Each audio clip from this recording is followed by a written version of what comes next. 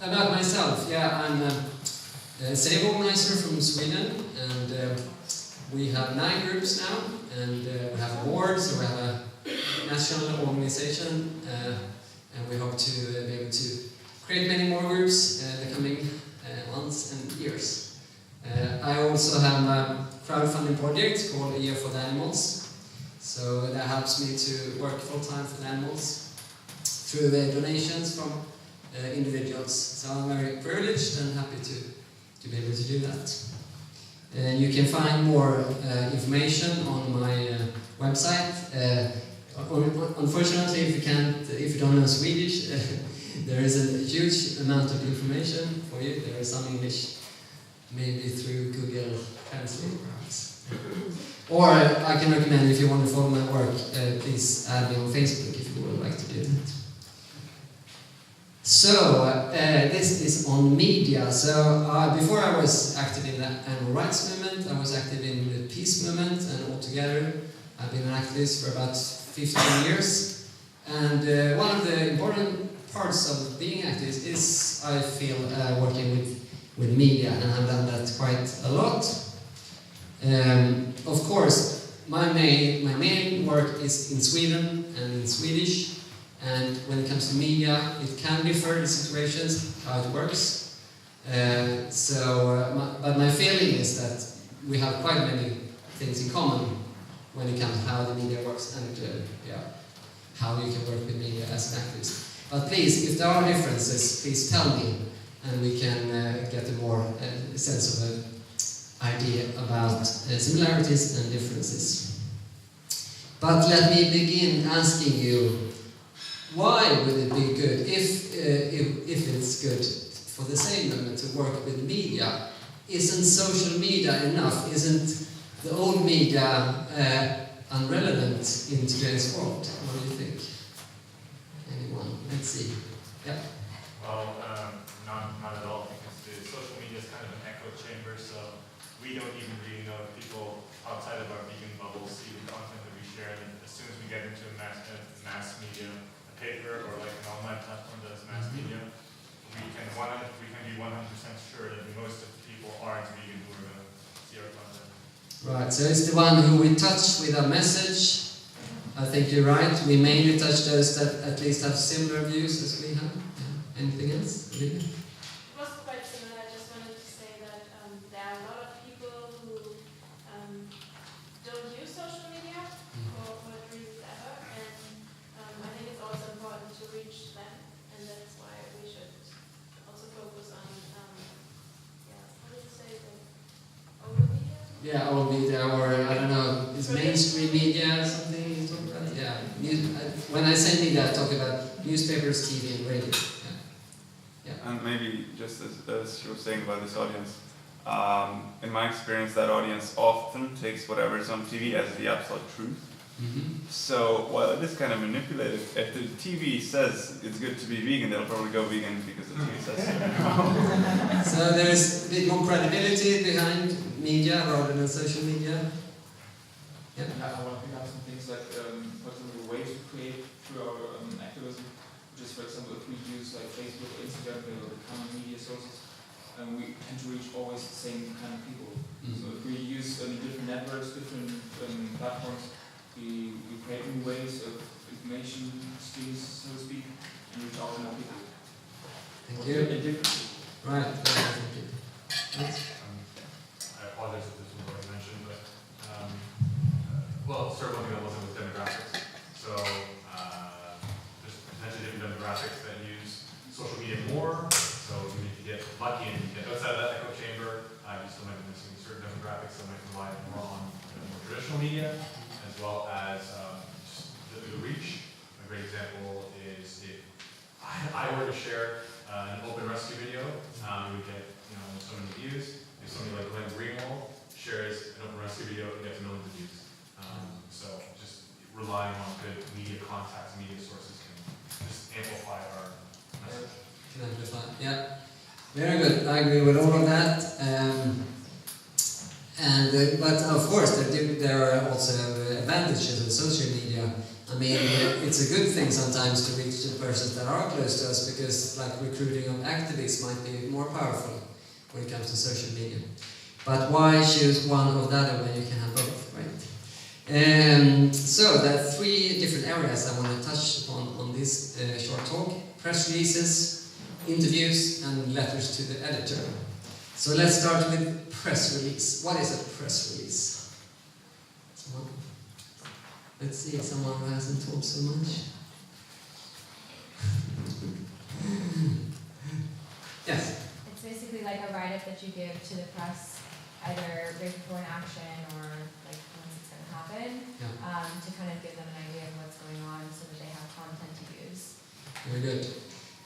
Exactly. So it's focused on the journalist, the media, for them to make something out of that, to make a news article or some other media form. Exactly.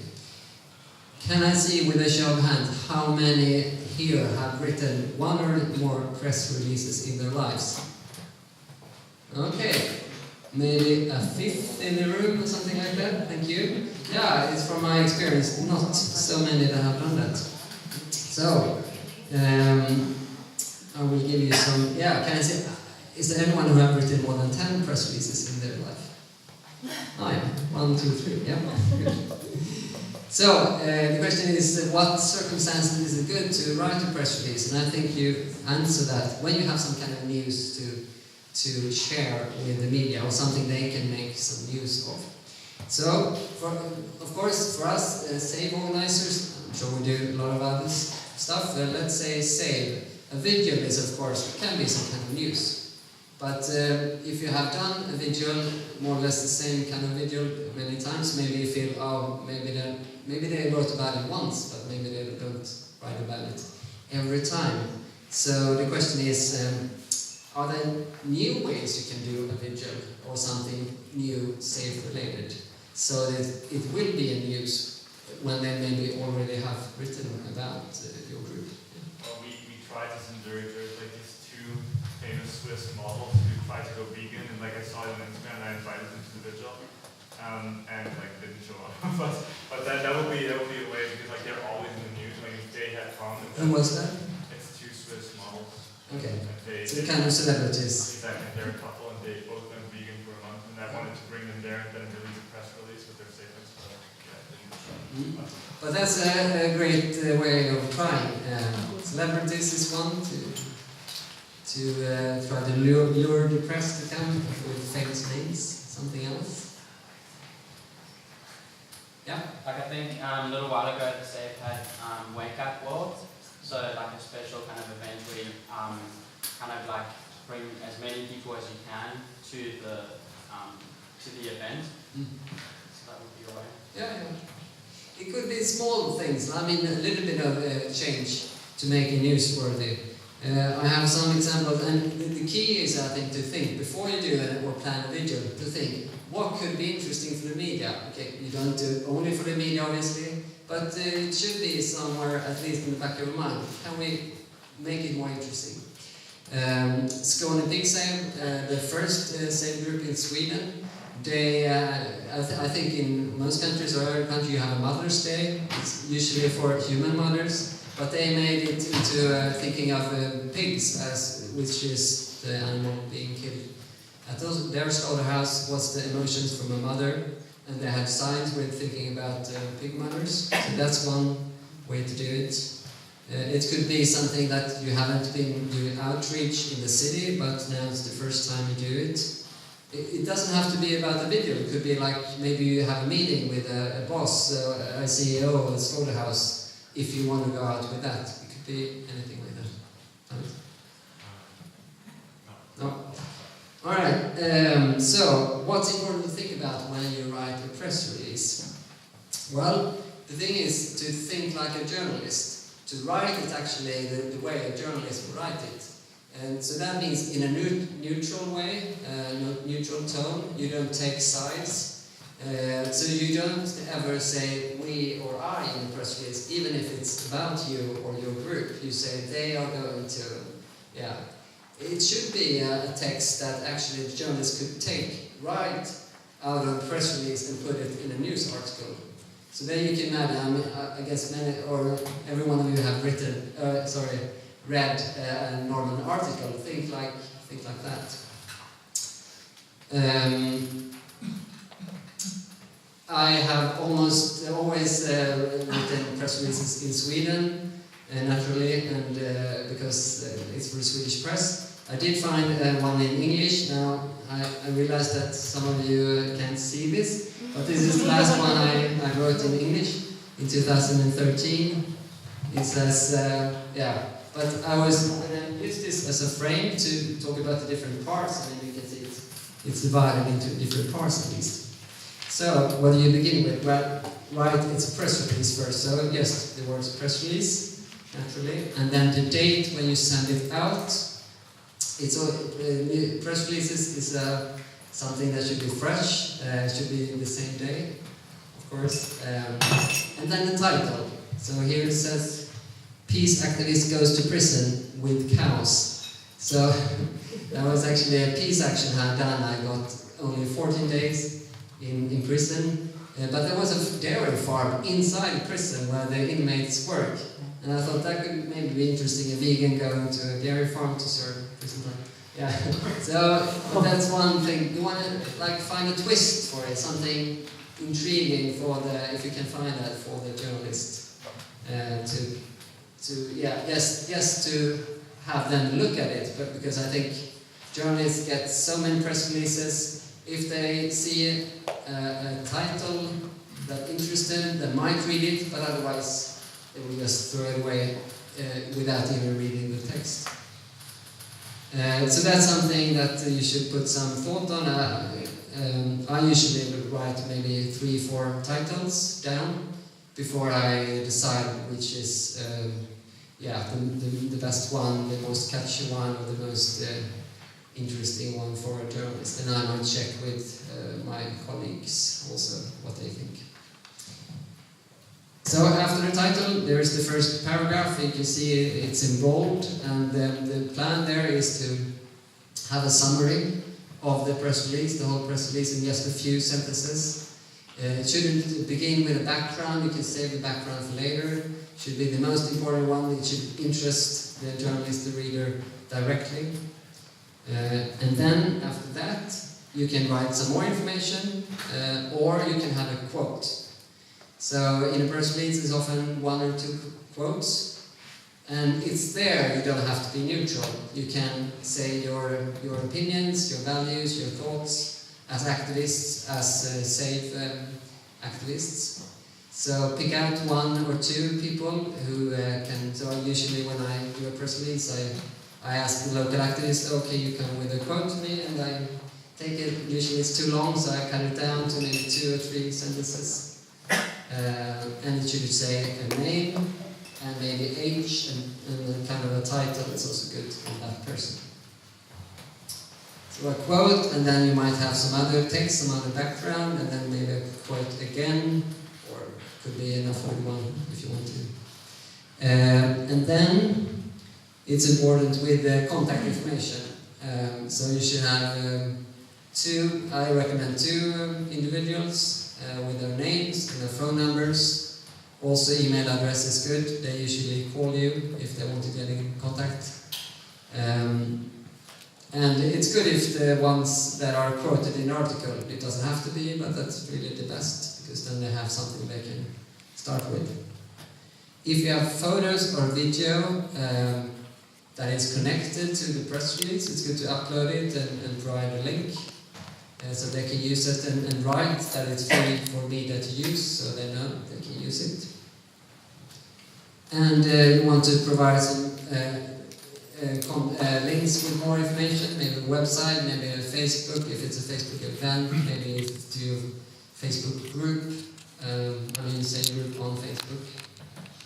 If you're inviting to an event, also write time and place for that event, of course. It should be very clear, even if you have mentioned it before, it's good to repeat that information. I think that was it about what it looks like. Yeah, so you see here, it's 1 page, and it shouldn't really be more than 1 page. If it's too long, they won't read it. could be a few more sentences, but you should try that as a rule at least, not to have it longer. Martin? Yes? I have a quick question. So Sure. this would be something that you send, for example, with a video example after the video, right? Or because you, with the quotes, you said that's something that usually, and footage that happens during the video? I would send it either the morning at the day of the vigil, so before, because at least I would like them to come to the vigil if they can. That would be the best, really, if they come there. If it's really early starting the vigil, you can even send it the day before, so they're prepared to come. And then, I mean, it's possible always to send a press release after with videos and with photos. You can do that as well.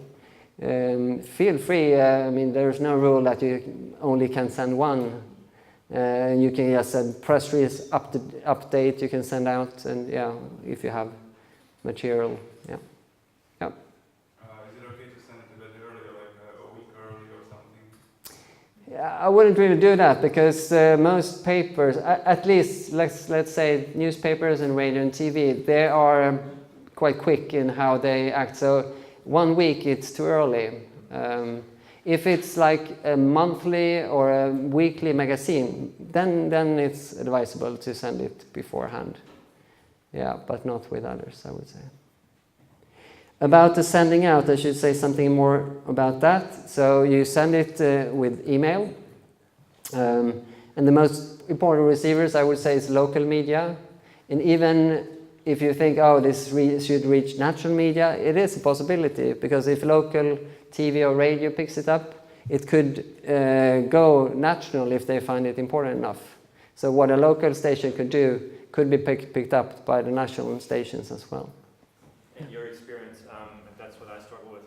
So do you send it directly to the main editor address, like the one that does, like basically usually it's one person scanning through this email, through all the emails that come through this address and spreading it to the people, or finding out directly who's responsible for this resort, like for this part, like this area where I live, who's responsible, and then sending it to them directly. What would you suggest? Yeah, I don't have a strong preference on that. I would send it to the general address. You can find somewhere there are like give suggestions to the paper, or you can find that, or just the editorial address. There is usually one for those. But if you have someone dealing with a specific subject that is close to what you do, send to that one too, I would say. You can send out a few at each media outlet, I would say. That's okay. And if you think that this could really go national, that is a big thing, I would send it directly to the some national outlets as well. And of course, there's usually no list of these addresses. Maybe someone has been kind enough to make a list of these addresses, but usually you have to do it yourself. And you do it, you usually have a good idea of the local media, so you do a web search on those local media. But for your group or for yourself, you can make that list, so you can go back and hopefully you will want to make more press releases in the future. You go back to that page and update the addresses. And if you have a reporter doing a story about you, please add that address to your list so you can send it to him or her for the next video or event you have. James? Just to let everyone know, the SAVE movement actually does have a compiled list of basically these big worldwide news networks and the individual editors at each. But it's not really something you'd want to do for, of course, like just a traditional vigil. But when we had like the video start like taking off, we just talked to Anita and asked if there was anything she could do, and they helped us write up a press release within a couple hours, and we sent it off to every media channel on this list of like at least a few hundred, if not thousand, and that helped a lot. So if you have something that really, really pops, definitely reach out to someone in the SAVE team, and they can help you. That's great. Yeah. If you have a SAVE email address, maybe you have a website with your national or local SAVE, it's good to use that, but it's totally okay to use your private one, like your Gmail address or whatever. In the subject of the email, you can just write press release and then the title of the press release. And you paste the press release directly in the email. It shouldn't be any attachment of any form. Yeah, and yeah, I said about the timing of I said that in the mornings is always better, because in the mornings that's the time when journalists generally plan the day, so they can plan to go maybe to your video or the story they will make. So, any questions about how press release should look like, or anything like that? Sorry, you just said this. Did you say put it in as an attachment or not? Not, no. Yes, paste it directly in the email. Should be as light as possible to not be caught in any net. So, yeah. Usually, because the way I learned is that we always at the end add a boilerplate. It's the same in English. What's that? It's like it's a description of what the organization is. Oh, yeah, that's a good idea. Yeah, we have it sometimes. Yeah, you can just write. Yeah, what say this? Maybe in italics or something. Yeah, that's good. Maybe I want to share. So we've talked to Anita, and I mean for Germany at least, for the German people here, it would make sense to have a team of people who do press releases. What do you say? What do you have to say about that? I mean for the whole country. That if we have a team of let's say 3 experts who write constantly press releases, maybe that would make sense, no? Yeah, at least as a start, because when people are not feeling that they are able to or experienced enough, they could start and they can teach. Because I think it's good with each group having someone that can write a press release for their group. But as a start, absolutely. And maybe also to help form relationships with media. You have 3 dedicated people who constantly are in contact with them. Yeah, but I think most of the news that we will have, I think, are local. So it makes more sense to have the local contact. And journalists usually want to talk to local persons because that's most interesting in a local paper. And this goes especially for smaller cities or towns. Yeah. We just started doing it like this. We asked in our community, in our local community, if anyone would be interested in doing press releases. And there were 2 people who said they would try it. I think they never did something like this before, but they tried it and it worked. And we got media coming to our last vigil, which was great. But now we ask, because those 2 people, they were really busy recently, so we ask in the community if maybe we can give this job to someone else, so that everyone tries to write a press release, so that everyone has the skill to do it one day on their own. But now we think, we struggle a bit with finding someone who would do this voluntarily, because many people just, maybe they don't have time for it, or they just don't want to take responsibility. And the first time worked really well, but this time it's hard to find new people who would take on this responsibility. Right. But I would just say it's a good opportunity to ask in your local community if anyone would like to try it. Yeah, very good. And always provide help also. If you have one or more experienced in press release, you can say, please, I can give you feedback, you can send it to me, or maybe I can even do a draft for you and you can build on it. Yeah. Alex? In your experience, can you share what reporters, like if I'm thinking about, I want this reporter to come to my event or whatever, what do reporters care about? What's important to them? What's going to help them in their career? What's going to make them look good? Like, do you have any insight on your dealing with reporters and what they care about? So when we're writing a press release, we can try and address those things, you know? Yeah, I think on the top of my mind, they want some kind of drama if there is a conflict of some kind, and I think that's good for us to save because immediately when you come to Slaughterhouse, there's a conflict. You have your views, you want to shut it down, basically. You want it to end, and they want to continue. So it's interesting in yourself, and also the proximity that you're actually there. I think that's also a story. They are interested if something happens, of course, if at the vigil. But you can try to find, also I think it's good to have those kind of journalist eyes to see when you read the paper, okay, what's the story like, what do they focus on, and you can try to mimic that. I mean, you shouldn't do something that you wouldn't do, I mean, that goes against your values, obviously, but to make it interesting somehow. Yeah. So might you, I mean, obviously we're love-based and all that thing, yep. and all that jazz over there, but do you want to try and maybe highlight things like potential conflicts that have happened in the past where you can let them know in the press release, we're going to be physically standing in the street blocking trucks, and in the past, trucks have like come close to running over activists, or we're going to be trying to work with slaughter. Like, just kind of highlight the drama a little bit so it maybe piques their interest more. No, I think that's a good idea. I mean, you have to, if you have that, as you say, if you had that in the past, then maybe that's going to happen. Yeah, sure, right about that. I know we had one, I think they did a press release on one of the slaughterhouses making more difficult for us to see, like some kind of net that prevented us from taking photos. That's quite common in Sweden, at least. And that was enough to make a story out of that, actually. So we are there, they make one move, we make one move. That's kind of interesting, that kind of struggle. Yeah. Okay, we're going to move on. So what happens at the press when you have sent out the press release?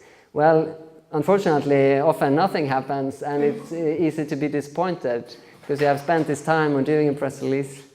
And it doesn't mean that it was bad or your event was uninteresting. It just means that maybe they found something else that they found more interesting, or they don't want to report on animal rights activists. But have patience, I have to say, and yes, try again. It also matters about what reporters picks up your press release. Sometimes it's someone that really doesn't want to cover animal rights, and sometimes it's someone that is really positive. We have had many saying, oh, I'm a vegetarian at least, and was even a newspaper photographer that started crying at the vigil when she came there. But hopefully they will contact you in some way, and sometimes they will call the contact persons on the press release. Often they won't call you, but they will just come to the event if you have time and place for them.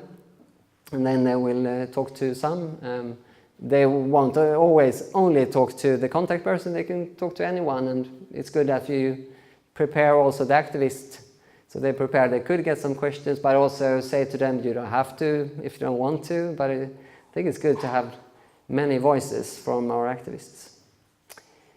Sometimes they don't contact you, they don't call you, they don't come, but they could still write a small piece about it. So do a web search 1 day, 2 days after you've sent it out. There could be something in one of the papers.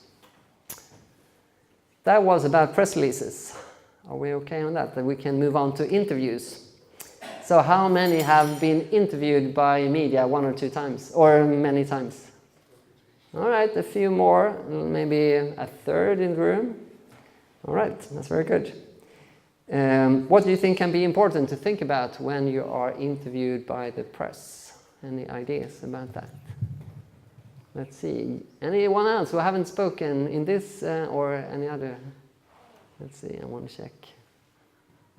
I see the 2 of you. Anita? You haven't spoken as much as these gentlemen here? Please. What is it? The thing is, when you speak to the press, they will use what they want. So you must be short, precise, and include everything you have to say in like half a sentence, so to say, not literally. So this is my experience, because they will just cut out what they like. So speak little and just concise. So, very good. So have, as I interpret you, have a main message and say that concretely, yeah. So they don't pick up something you don't want them to pick up. Very good. Anything else? Okay. That's what I was going to say. Just okay. Be really careful about accidentally saying something, maybe a little bit more negative, because they can cut that and make you look much different from the way you were intending on right. hearing. Alex? I think you also want to don't feel bad sounding repetitive when answering questions. Because if you answer one question without your kind of main message within that answer, and they use that, and it's happened to us in Toronto where, stories have gone pretty viral internationally, but the press likes kind of creating their own narrative sometimes. And Yeah. they can just take your quote somewhere out of context, you miss like that strong message. So just be repetitive and kind of, if it's a speciesism message you want to get across, bring it up in every answer. So whatever answer you use, that message is in there. Yeah, Siobhan? Answer with questions, so you take control. That you have a bit of control of what you don't and throw everything at you. Good. It is a bit of a dance almost. They can ask you questions, and maybe that's not what you want to talk about. And then, you want to get to this other subject you want to talk about. But you shouldn't just dismiss them with that question, but try to find a bridge towards, you can say maybe a little piece about what they ask about, and then you can say, hopefully you can build thematically on that somehow. But you can also say, I want to say this, but my main message today, or what we want with today is blah, blah, blah, and then you can get your message, yeah. But it takes some training, and I think for every time you get better and better at it. I think to have a positive attitude is very important towards the reporter. If they feel that you respect them and even like them, they might show the same respect to you. And they might, if they like you, you will get a better article also, I think. When they call you, if they call you, make sure to write down their names, where they're calling from, what kind of media outlet it is, what they are interested in talking about. Maybe that's obvious, but if you're not ready to talk with them, maybe they want to have an interview on the phone, and that's often fine, but maybe you're not ready at the moment. It's no problem if you say, I'll happily take an interview, but can I call you back in 15 minutes? That can also be a chance of you to just think about your main message, be strong and be prepared and feel calm. But make sure you do call back in 15 minutes if that's what you said, because that's about our credibility as well, and you could have missed them if you don't. Yeah. When I was asked to give an interview about the famous video, I asked if I could maybe have it written, because I felt like that certain, it's not even a newspaper, like a boulevard magazine. I was afraid that they wouldn't write it well.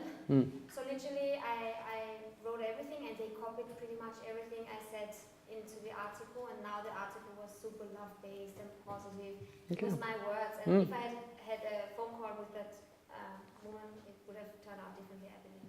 So maybe sometimes it's a good chance to also deny the phone call and blah blah. That's interesting. I've never done that. It's a bit unorthodox, I think, but it can work, yeah. I mean, some might not go for that, I think, but why not ask them? Yeah, if you feel like that, that's great. I had the same thing. Think about your main message. Think about not only what the journalist think. What the journalists think is not so important. Is what the reader or listener will think when he or she hears your message. So think about that. Who do you want to reach? Think about what they are thinking about. Before you do the interview, it's a good idea, I think, to role play the interview. So have a fellow activist or friend do a trial with you. So he or she plays the reporter and you are being interviewed to practice. This is especially important when you do radio or TV interview, because then you're really on the spot. The newspapers you can change afterwards sometimes, but you can't do that with TV and radio normally.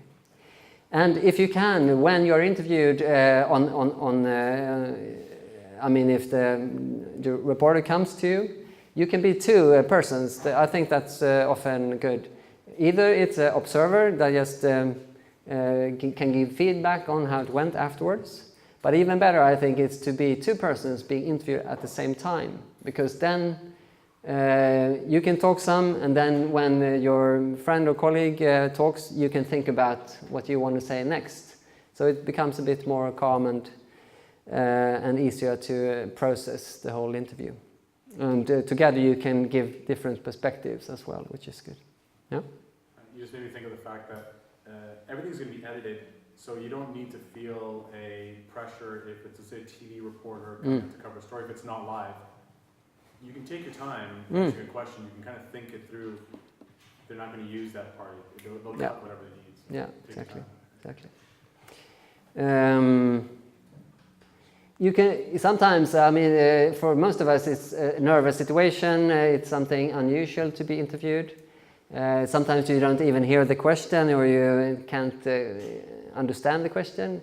Don't worry. Just say, "Can you repeat the question?" Or maybe, "Can you rephrase that question?" And you get some more time to also think about the answer. Even if you did understand the question, you can still say it to get some more time. And if you have a TV or a radio interview and you don't feel, you feel, "Oh, this went crap. I would like to do, I would like to have said it in another way." You can say, "Oh, can I do a retake?" And usually they're fine with that. So you can suggest that. Don't relax too early. When you're with a reporter and he or she has taken down the notepad and so on, you just keep on talking. There is no off the record, so don't say any things that you wouldn't say in the interview, because that could be taken down by the reporter. So remember that as well. One of the most important things that I have valued so much is to ask after the interview, if it's a newspaper, a written interview, or written article they will make, to ask, "Can you send me the quotes, or can I see the article? Can I see your draft of the article before it's published?" And in Sweden at least, almost all the cases they say yes. If you're quick to give me feedback, I will happily send you on email then a draft or just a quote. Sometimes they call you and say the quotes, of course, is best to get a written form. And then you can give feedback. Don't be too picky. If it's just a small thing, don't mind about it. It's their work, it's the journalist's honor. But if it's something they got wrong, of course you should say it. Or if you want to rephrase, and you can say, "Oh, I didn't really mean that, I meant this instead," and you write exactly what you want. And most of the cases, if you're respectful and say, "These are my suggestions," don't write, "You have to say this," or "You have to write that." Yes, "These are my suggestions. How do you feel about that?" In 95% of the cases, they will say yes to that. All right. That was it, I think. Let's talk about letters to the editor. So what is a letter to the editor? I've learned it's a Leserbrief. Is that right in German? And in French, I don't know French, Tribune Libre, something. What is it in French? Do you know, anyone? In Swedish, it's insändare. Well, anyway, it's a text where you have an opinion. Opinion piece is another word, I think, in English. And anyone can send that to any paper, whether it's newspaper or online. How many of you have written a letter to the editor or opinion piece some in time? Okay, maybe a sixth in the room. Yeah.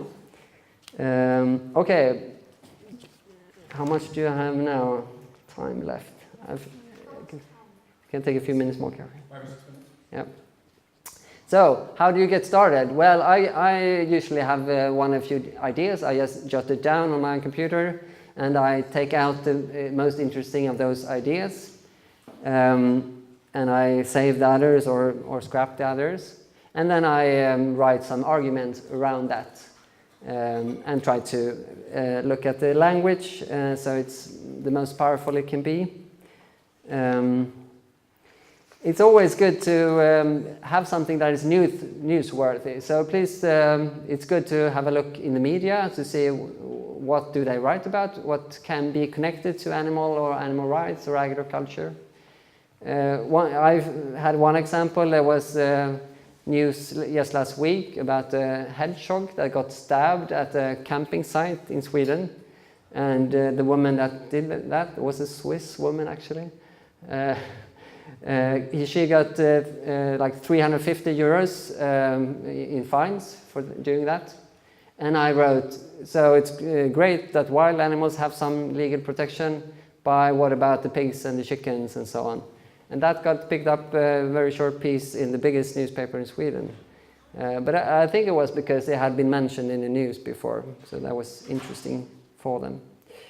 You can also you can write about a video you're going to have. Today we will have a video, or today this is happening. That's also a good start of a news piece. An opinion piece.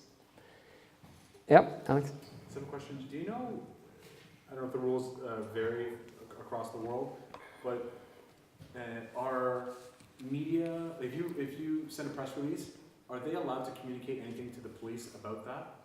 Like, so for example, let's say you wanted a journalist to possibly accompany you on an open rescue, for example, which I know has happened before.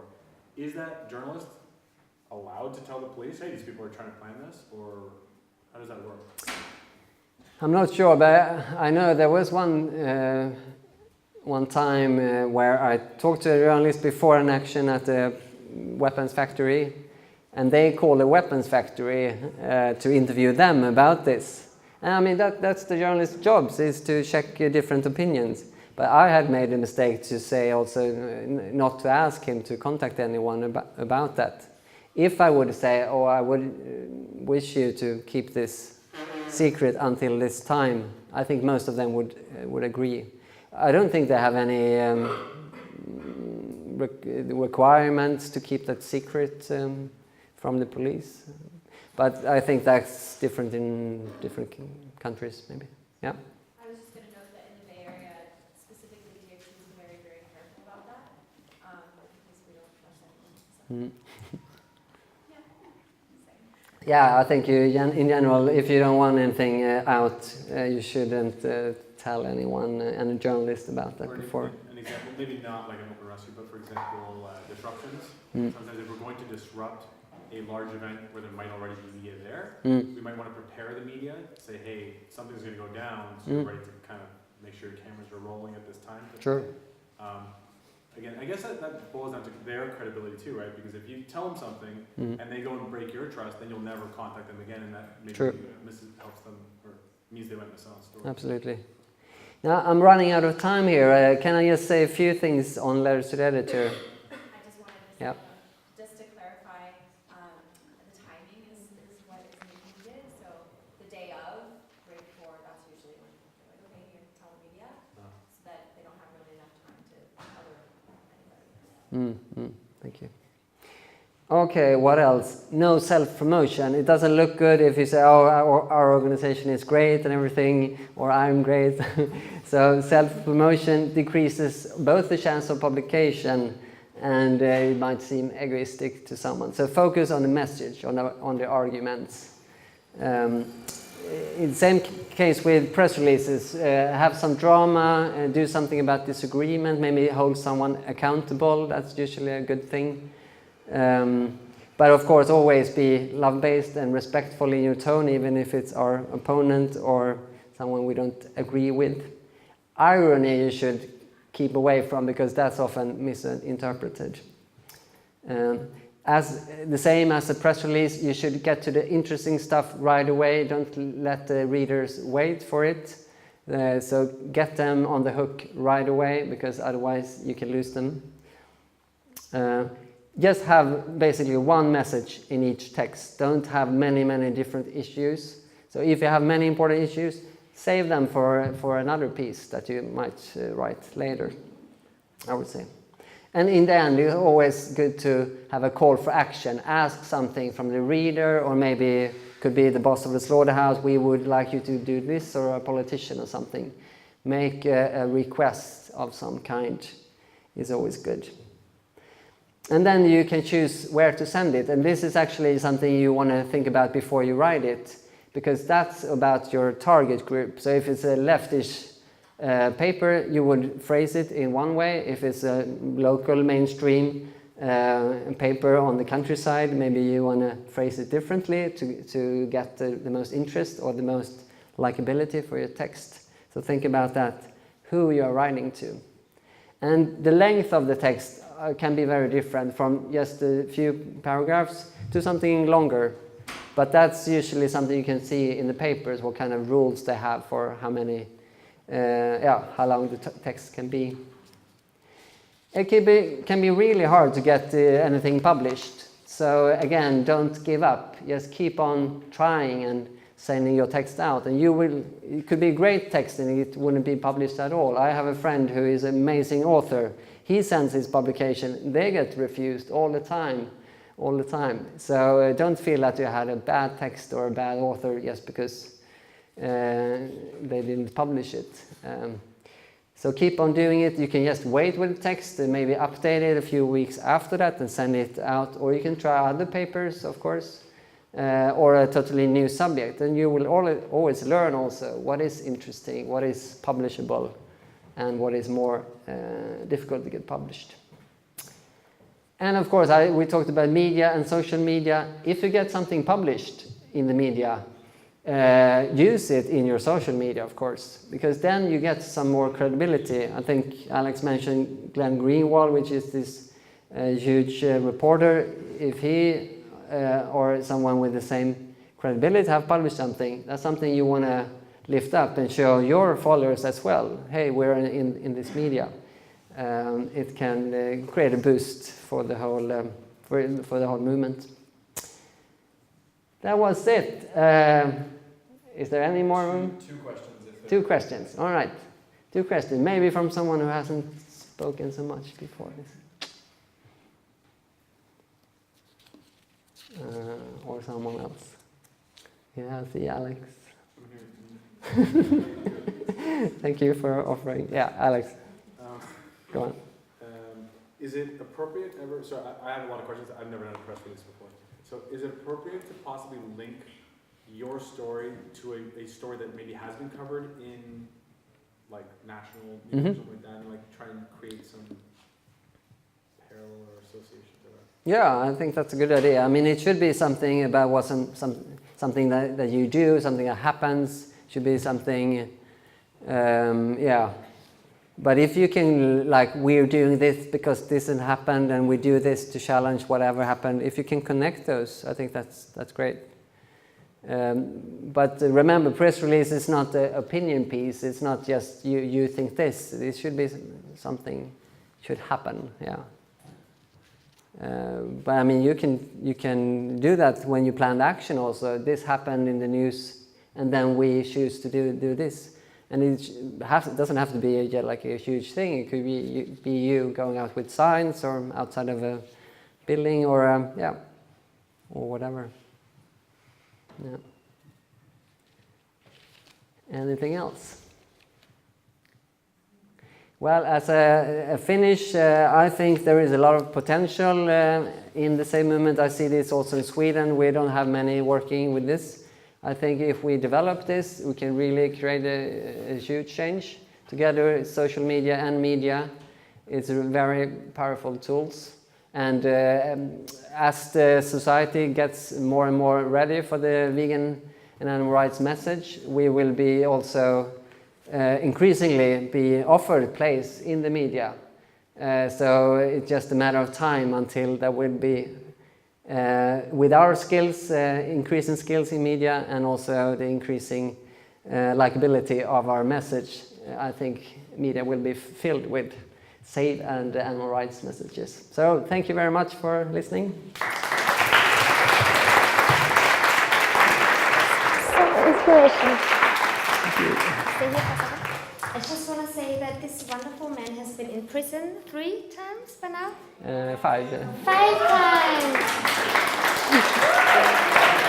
I want to invite you to just share for a second about that, because it's not been only animal rescue but other topics as well, just to give a bit of inspiration about that, if you're willing to share. Yeah, so I was employed as a non-violence secretary actually at the peace organization. So of course I had to learn about Martin Luther King and Gandhi and all those famous and not so famous names. And I saw almost all of them who really created big and inspiring change had used civil disobedience. And after 7 years working with that, I was thinking, oh, I've talked a lot about this, but I haven't done very much. So then I got asked to do action into a weapons factory in Sweden. So that was my first civil disobedience that I got prison for. So then we did a couple of those, and then we do open rescues. So similarly, like Wesley talked about here, We have a group called Tomma burar, which means empty cages, that we still working. We have done 6 rescues. Yeah, so if you want to know more about that, you can ask. I did a presentation at the Animal Rights Conference in Luxembourg. There is a talk online if you want to know more about that. Annie? When is Tomma burar going to be possible to see for public? Is there any update on that? To see what? Documentary. Oh yeah, actually I do have an update on that. There was a documentary, a short one on half an hour about our group. Actually I had contact with the director just a few days ago, and she said 25th of October is the plan to release it online for everyone to see, and there is English subtitles for the movie. So yeah, if you follow me on Facebook, I will most likely post that. Yeah, thanks for asking. Great, thank you.